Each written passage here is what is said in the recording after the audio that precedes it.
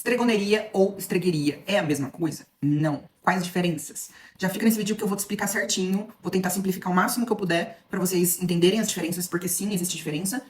Mas saiba que não tem um conteúdo por aí, nem vídeo, nem nada que possa trazer essa diferenciação para vocês. Então, é muito comum vocês terem, de forma equivocada, as pesquisas muito mais em relação à estregueria do que estregoneria. Vamos lá. Estregoneria. Inclusive é sem H. Meu corretor colocou com H e eu não percebi. Mas é sem H, tá? Estregoneria. Fala sobre uma tradição histórica, né, de bruxaria, no caso da Itália, tá? Então, ela, por ser tradicional, por ser uma coisa de geração em geração, né? Então, a avó passava pra filha, que passava pra neta, e assim por diante.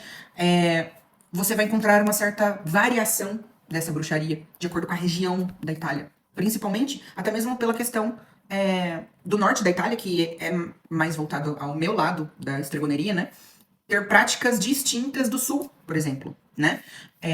Estamos mais próximos ali à Áustria, então temos também uma certa influência, e até mesmo por questões de temperatura, de solo, isso daí na bruxaria faz total diferença, tá? Pra vocês entenderem. Essa bruxaria ancestral, ela vai se fundir muito com o cristianismo. E já vou explicar pra vocês por quê. Ah, não existe bruxa cristã. Não era essa a questão. Imagine, né, há décadas e décadas e décadas atrás, a sua avó, sua bisavó, sua tataravó falar num solo cristão, tá? Que ela era uma Strix, né? Que ela praticava bruxaria. Imagine só o que ia acontecer, inclusive, com ela, não é mesmo?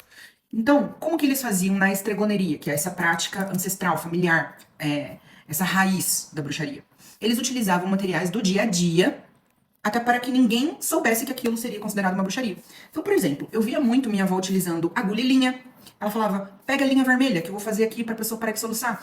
Pega a agulha e a linha e um paninho branco, que eu vou fazer aqui pra pessoa parar de ter dor de cabeça, né? Então, ela fazia, inclusive, muito benzimento, curas, com linha, agulha, que eram coisas normais de uma senhora ter em casa pra costurar ali o botão da camisa do marido, né? A calça dos filhos, uma barra, então era muito comum. Então, ninguém ia suspeitar de uma bruxaria dentro da própria igreja. Só que, por que eu falo que era como se fosse até uma forma de disfarce? Ah, mas e os filhos, os netos não eram batizados na igreja, né, católica? Eram, mas dentro da própria bruxaria, essas avós, né, essas anciãs, elas pegavam ali o... Não vou ensinar aqui o fundamento. Pegavam coisas ali, costuravam dentro da roupa do nenê, tanto para um casamento, se fosse, então, eu sou obrigada a casar minha filha na igreja para manter, né, a visão do catolicismo e tal. Então, dentro do vestido da noiva ou do noivo, no paletó ali, era costurado certas coisas que fosse um feitiço, como se fosse um desconjuro. Assim como no batismo. Existem, inclusive, feitiços, muitos, feitos dentro da igreja. Eu mesma, não vou ficar explanando, mas eu mesmo já realizei.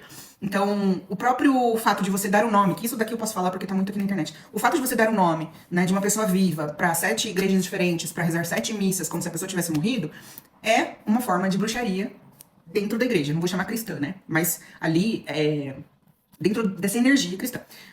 Dentro da igreja também o pessoal podia fazer muito uso da água batismal para fazer feitiço, né? Sabemos que no próprio Voodoo utiliza muitos salmos para realizar feitiço, então, né, com a parte não cristã, né, das escrituras. Então, o que acontecia? Eles utilizavam elementos que estavam de fácil acesso, uma tesoura para fazer um corte de laço, né, uma faca. Ai, gente, eu posso falar essas coisas aqui sem o TikTok derrubar meu vídeo? Né, igual eu postei meu vídeo anterior, coloca a FACA no galo ali que a criança acabou de bater, né, no muro, coloca em cima para não formar um galo, né, coloca a FACA em cima ali pra cortar, né, cortar ali o machucado. É só colocar em cima, né, pra cortar, tá?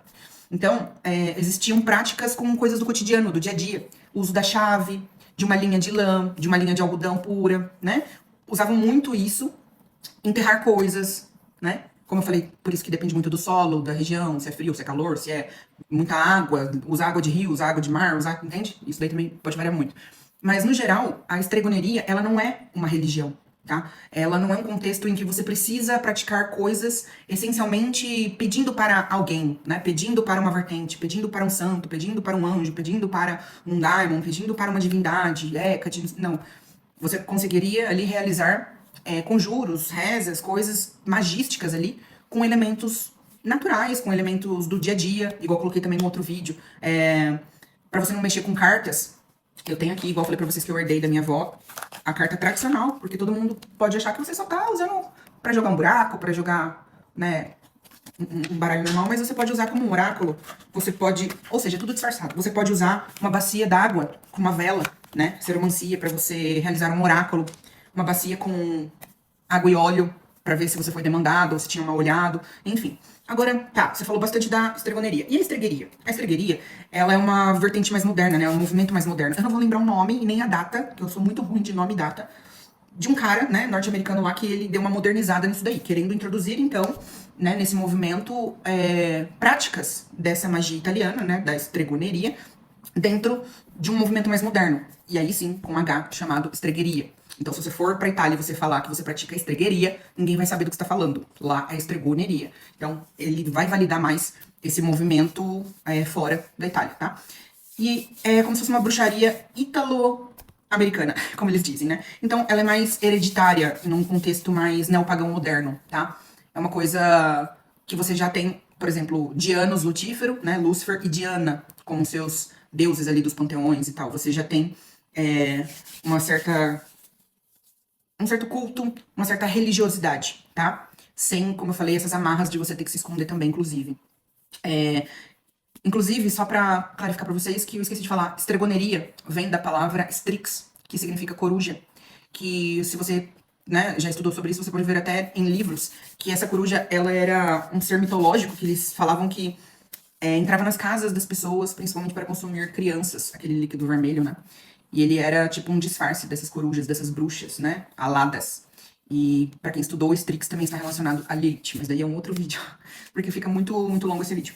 Então, na estregueria, eles usam divindades específicas e ele tem um contexto mais religioso. Jana, mas você é luciferiano, então não seria estregueria? Teoricamente, mas eu não utilizo como uma religião, como eu falei pra vocês, até porque eu trabalho com quimbanda, trabalho com egípcia, né, a egrégora, trabalho com outras egrégoras que me permitem ser livre, assim como na estregoneria.